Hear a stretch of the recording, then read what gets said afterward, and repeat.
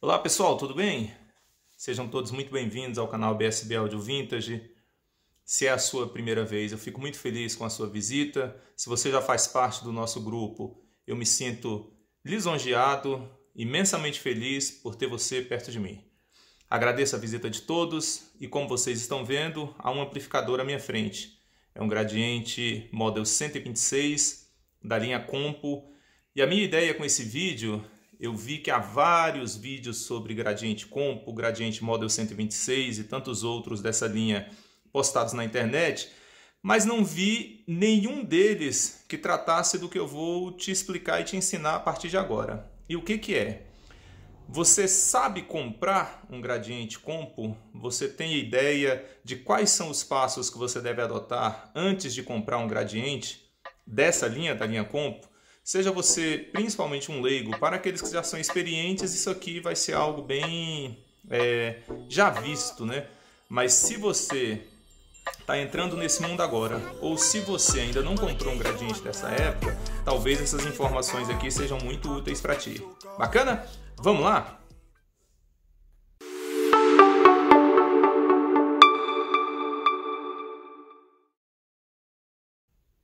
Como eu disse, o objetivo aqui é te dar uma ideia de quais fatores você deve observar antes de comprar um Gradiente Compo. E eu coloquei o Model 126, esse é o meu de coleção que já está há mais de 6 meses parado, porque algumas características interessantes fazem parte dessa linha e que o comprador deve observar quando for comprar. Interessante começar pelo seguinte, o Model 126 ele é o mais vendido, né? Talvez ele esteja em maior quantidade dessa linha Compo, porque ele trazia características que agradavam a uma gama maior de clientes, ou seja, boa potência, tem a questão dos VUs, é um aparelho bonito e é um aparelho que eu digo que chega a ser completo dentro das limitações a que ele foi destinado. Bacana? Quem for comprar, ao observar pela primeira vez um Compo, deve prestar atenção a detalhes que são: a linha Compo, tradicionalmente, ela possui a serigrafia aqui, nesse ponto próximo ao volume, em uma posição em que fatalmente as pessoas passavam o dedo ali. Então é muito comum você encontrar Compo com desgaste de serigrafia nessa parte. Na parte aqui do Power, o botão Power também as pessoas encostam muito o dedo ali, e aqui na chave seletora. Então, Compo, a minha opinião é que a serigrafia não era tão resistente. Com o tempo, talvez pelo painel ser bem lisinho também, as pessoas limpando ou a própria reação do suor das mãos, dos dedos, né, com a tinta, fazia com que você perdesse serigrafia nos pontos onde mais eram tocados. Isso aí é algo que você deve levar em conta, porque há bons profissionais que fazem painéis no mercado, mas o valor que é cobrado por um painel, né, para você ter o seu painel refeito, é algo que você deve levar em conta, tomando-se por base o valor do próprio amplificador. Então isso é algo que você deva olhar, deva prestar atenção. Essa é a primeira dica. A segunda dica, ela diz respeito ao seguinte: quando você for comprar, observe se os VUs têm iluminação em ambos. Por quê? A lâmpada desse VU, para ser substituída, ela demanda do técnico que ele retire essa parte do painel, retire o VU do lugar para poder substituir a lâmpada. No caso do meu, as duas lâmpadas estão aqui. Quem olhar por baixo verá que há uma lâmpada aqui e a outra lâmpada aqui, por trás dessa parte escura. Substituir essa lâmpada é um processo que exige um pouco de paciência do técnico e que ele tenha também a lâmpada adequada, já que aí não é lâmpada fusível. Então é necessário que você preste atenção nisso aí. E por ser algo bem evidente, se o seu não tiver a lâmpada ou uma queimada, já vai ficar muito, assim, aparece muito. Para quem vê o aparelho ligado, consegue ver que um lado está mais escuro que o outro. Isso é outro ponto que você deve levar em conta quando for comprar. O terceiro que eu quero te falar é a respeito dessa chave. Essa aqui, para mim, é o calcanhar de Aquiles desse aparelho, além da questão da serigrafia. O meu tá com problema. A chave se quebrou. Então isso aqui desliza livre, desliza solto, não aciona mais a chave que fica na parte traseira do aparelho. E qual é o grande problema dessa chave? Essa chave seletora, e isso aí eu posso te dizer que no Model 126, 86, 76, ou seja, a linha Compo toda utiliza o mesmo princípio e o mesmo tipo de chave, variando apenas a quantidade de pontos que ela possui, em que alguns compos têm mais funções, outros têm menos, mas no geral a chave é essencialmente a mesma. Eu tenho uma aqui para te mostrar. Isso aqui é o painel traseiro de um Gradiente 1660, que também é linha Compo. Ali está os conectores, né, os RCA, onde vai entrar o sinal. E aqui estão as famosas chaves, uma e a outra. O detalhe interessante é que, deixa eu ver se a câmera vai conseguir focar, sim. Por dentro da chave há uma espécie de uma engrenagem e um trilho dentado. É justamente esse trilho, quando você aciona a chave aqui, ó, que movimenta, e é justamente ele também quem se quebra. Uma vez quebrado isso aqui, você precisa substituir a chave.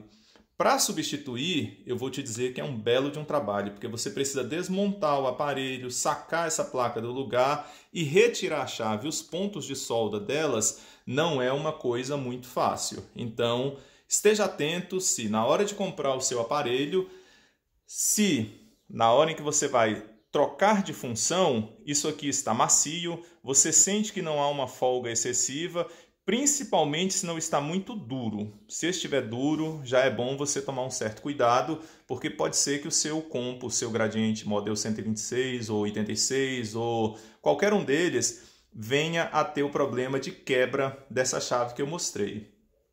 Dito isso, se ela se quebrar, uma curiosidade, se ela se quebrar, teu aparelho vai ficar perdido?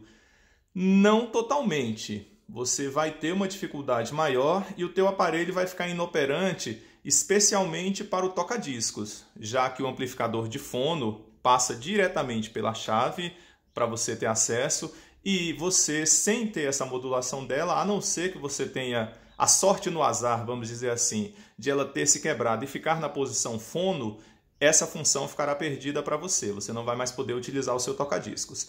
Em compensação, uma forma de driblar essa chave quebrada vai ser você ligar os seus equipamentos. Nesse caso aqui eu coloquei um tape, tem ali testando um CD5500. Eu liguei o tape diretamente no monitor. Então aqui você tem o monitor 1 e o monitor 2, onde você vai poder utilizar ou o tape que você tenha, ou o seu aparelho de CD, qualquer uma fonte de sinal para o seu amplificador. Nesse caso aqui, a gente só vai ver os VUs funcionando, por óbvio, né? Porque está tocando realmente uma música e a questão dos direitos autorais é algo sério.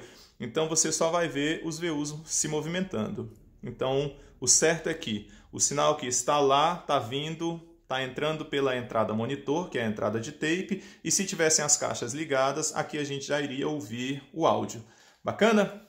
Bom, nesse ponto, dá para a gente também já descobrir uma outra coisa que você pode observar quando for comprar o seu equipamento, que é o seguinte: os VUs, eles trabalham de forma sincronizada, ou seja, por óbvio, o amplificador deve possuir os dois lados tocando exatamente iguais, e isso no quesito amplificação.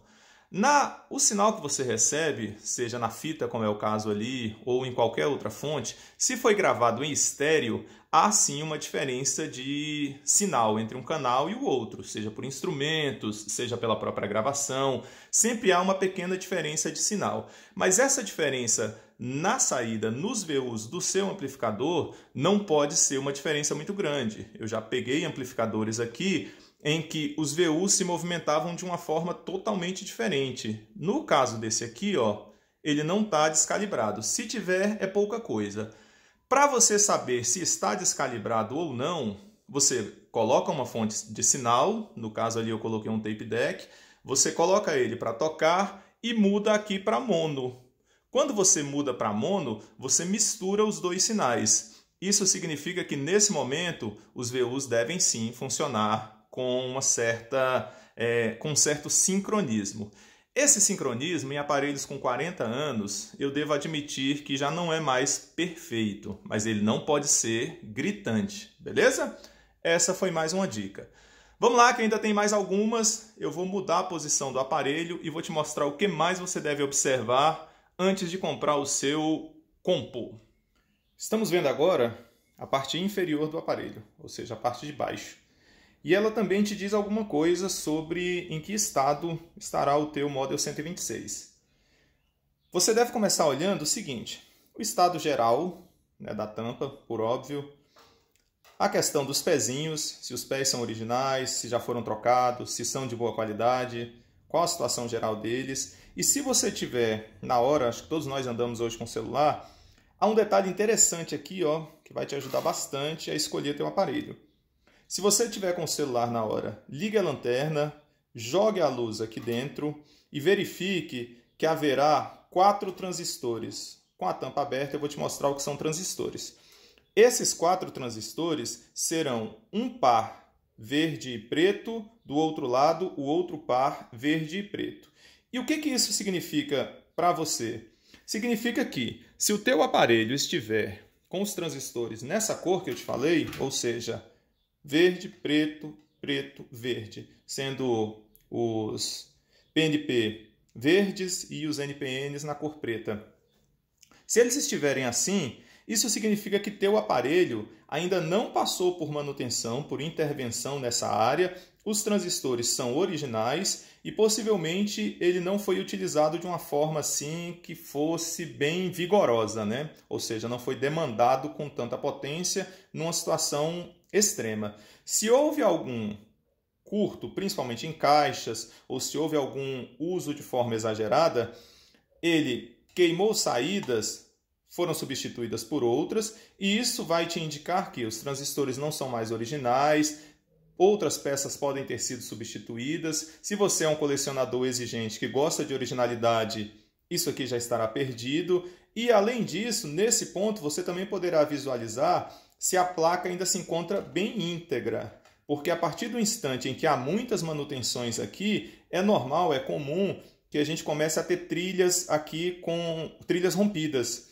E isso aí vai te indicar, ou pode indicar, não estou dizendo que aconteceu, mas pode acontecer, de as peças substituídas não terem as características das originais. Uma alteração de resistor, uma alteração de capacitor, isso não é incomum, que vai, no final das contas, alterar o funcionamento do teu equipamento todo. Beleza?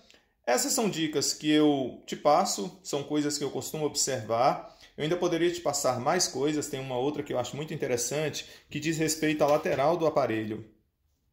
Na lateral, a gente vê nessas duas laterais aqui na frente do aparelho, que há essas molduras plásticas. É muito comum, depois desse tempo de uso, a cola daqui ressecar, as molduras caírem e você ficar com o aparelho com um buraco aqui na lateral.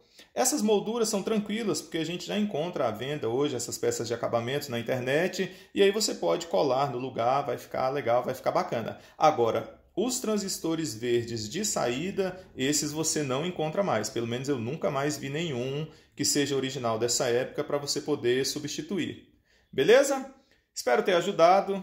Espero que você faça uma compra, não vou nem dizer segura, mas que você faça uma compra mais esclarecida e que se divirta com seu Model 126 ou qualquer um outro, como eu falei dessa linha, já que todos...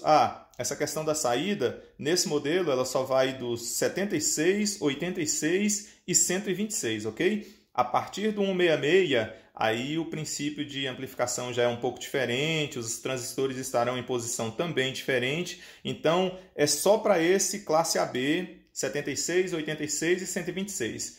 Isso que eu te falei do fundo do aparelho, a partir do 166 já não se aplica mais, já é totalmente diferente. Bacana? Grande abraço, espero que você se divirta com o seu aparelho.